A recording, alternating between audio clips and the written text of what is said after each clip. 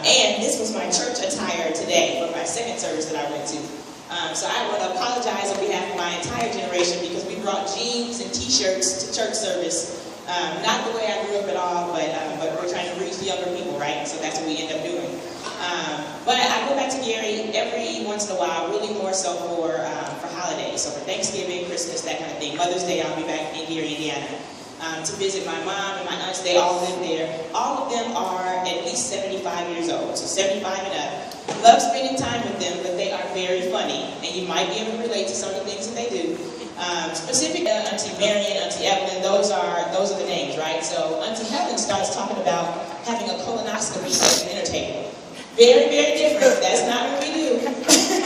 So here I am trying to eat my greens, and of course I've turned the greens away. No thank you. No need to eat those at this time.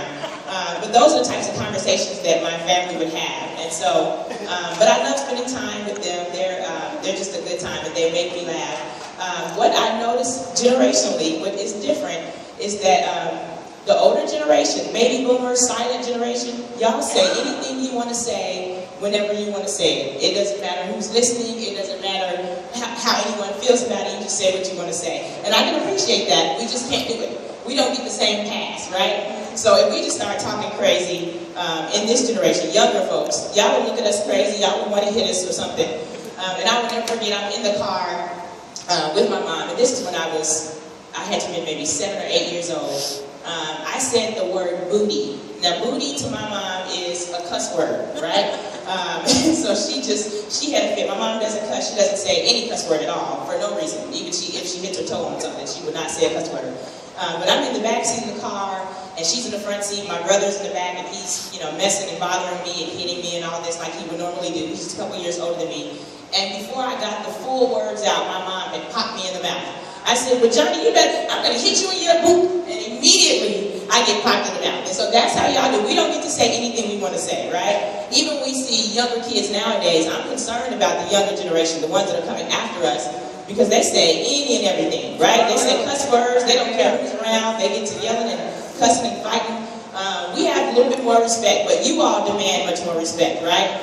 So we appreciate that, certainly. I do want to tell you, my family is, I love them, but they are very different. So my church home, I came from a United Methodist Church back in Gary, and we pretty much made up the church. So if there was 80 people in the church, we were about 60 of the members. And so we would come into church. My aunt was a retired, at the time she was a retired science teacher. Any retired educators in the room? Anyone in the field of education? So my aunt, she really took science to heart, 7th grade science teacher. She had, I don't know how many pets and like animals. So she had snakes and turtles, snapping turtles. She used to ask me to feed the turtles. And snapping turtles, they actually snap at you. So turtles are supposed to move slow. But snapping turtles, they don't move slow when it comes to food, right? Kind of like some of us. We don't really move slow. When food is out, we're ready to get moving to it, right? Snapping turtles are the same way. And so she used to ask me to feed the turtles, and I would go and feed them, and I would never forget my very first experience with it. I thought I was completely done with it because so they're in a little tank, and I put my hand in there just to feed them, and I didn't realize they would snap back at me. I didn't know that they would jump back at me. So one of them kind of nipped me at the finger. I'm like, I don't want anything to do with this. But every single break, whether it was summertime, spring spring break, even for Christmas break, we would always have to come in as a family and help my aunt to pack up all of the animals and put them in her basement at her house. So this is moving them from Gary, taking them all the way to Glenwood, Illinois, where she lived. And we have to take them, and I'm telling you, these are some of the most ferocious, ugly-looking animals. I know God made them all, but I think they're ugly. So there were lizards and snakes and turtles and all that stuff, and they would always be at her house. And she would always have functions at her house. So whenever we go anywhere for any time Christmas came around, we're going over to Auntie Evelyn's house. And so we would go over there, and so in her basement is where we kept all of the animals, and we made sure to put them all in there and all that. But we had to be very careful because they were put in places that you might not know where they were, right? So we're in the basement. This is where the ping pong table is. Now, how many of you play ping pong or used to play ping pong? Anybody? Love ping pong. I'm not that good anymore. But I used to love to go down there with my brothers and my cousins and play a little ping pong. The problem is when you play ping pong, if you hit the ball hard enough, the ball is going to go bouncing everywhere, right? Off into some corner. So I would play with my brothers, and they would always try to give a major hit, and then all of a sudden I got to go get the ball that's behind me somewhere in the corner, but there's also animals, right? And so that would scare me all the time. But that's just the way her house was designed. She would make sure that all the animals came home to be cared for during every break, but we also had to put up with them because if the ball got somewhere near an animal, we might get hit by a snapping turtle, right?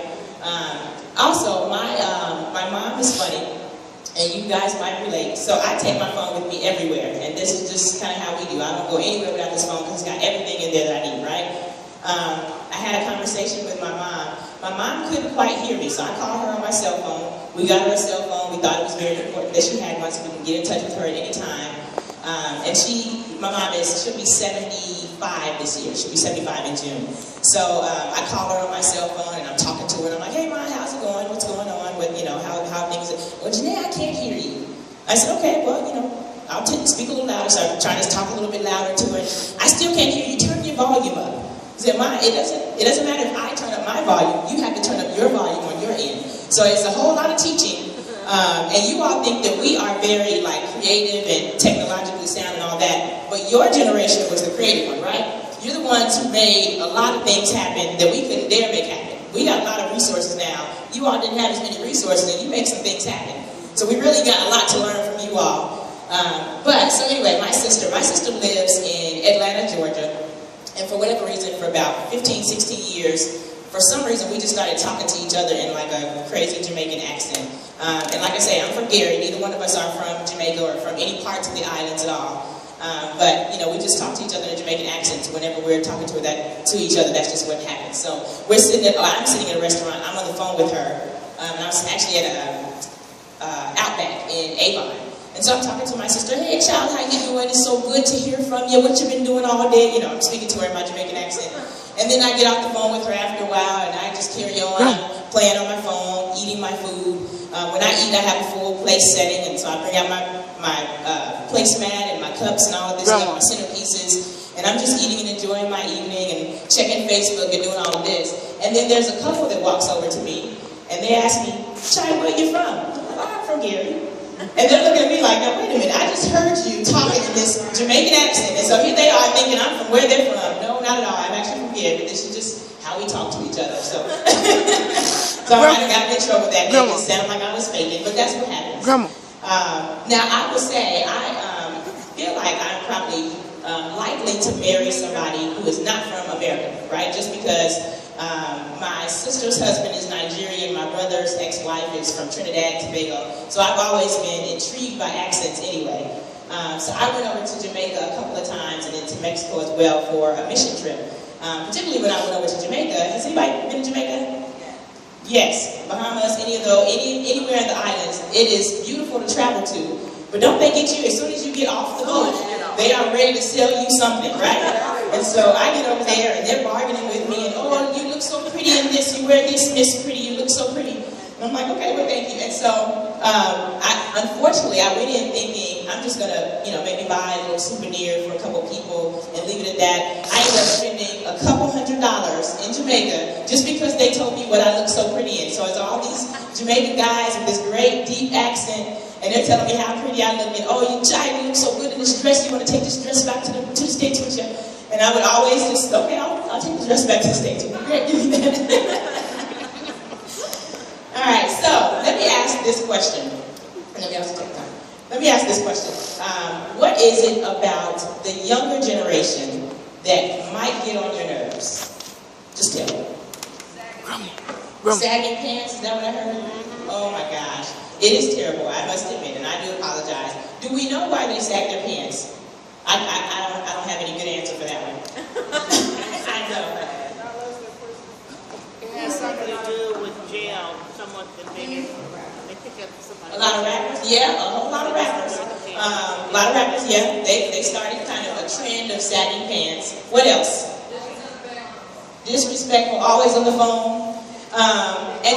And so we have to make a rule. Whenever I go out with my friends, if it's a group of us, then we'll say, all right, everybody's putting your phone away. Because we have to get back to the place where we're communicating, right? So it used to be that, there were no phones present, and so everybody would talk and have a conversation. Now, we're all sitting at the table, it could be 6 of us, and all of us have our phones out. And so we have to make a conscious effort to not have phones out, right? What else? Their vulgar music. Vulgar music. Okay, so wait. Now, we gotta look at this. If we think about some of the music